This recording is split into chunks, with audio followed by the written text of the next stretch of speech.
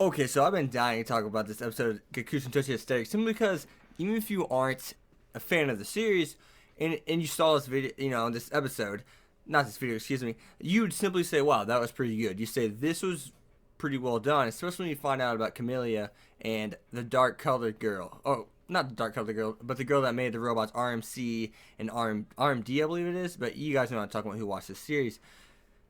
I thought it was absolutely nuts to find out that Camellia basically lost a leg, she lost something else. I think it may have been her arm.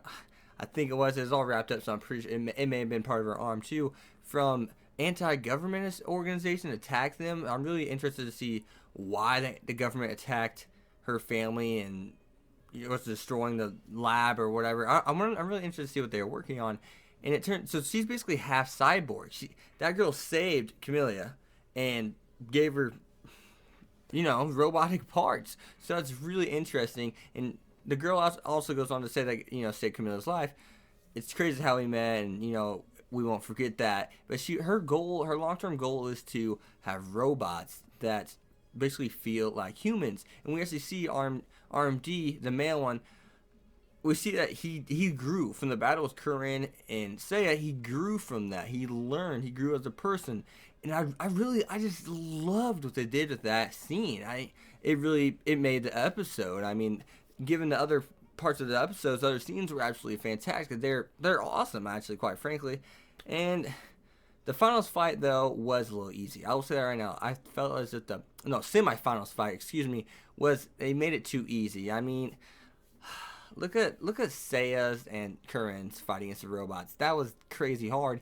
But then, I mean, I actually didn't even have to use the Cervesta to beat the people they fought. I mean, but, once you have a scene like that with the robots earlier, like I just, stated, it makes up for that entirely. So, and we also get to see Seiya's frustration. Seiya finally gets frustrated, and, you kind of see for about 30 seconds, a minute there, she's crying, and she basically says it's so frustrating, I can't stand it that they lost against those robots, because she wanted to beat them so bad and show that her father's inventions were, well, they were plausible, they're useful, they're not old generation, they're just as good as the new generation stuff.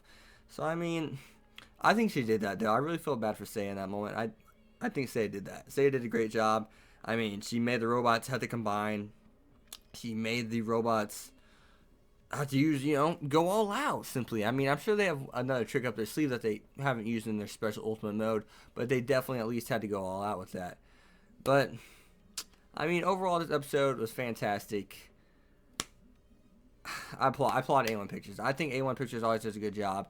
I don't get off where people say they do a bad job.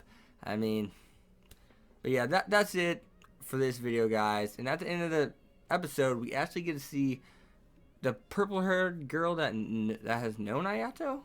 And I guess she's like, I think she's a famous singer or something, which correlates to actually the chick that's in 100 right now, which is really weird. The timing is like really, like what? But as always, guys, be sure to leave a like, comment, subscribe. Follow me on Twitter at X25. I'll see you guys later. Peace. I'm going to cut this video for sure.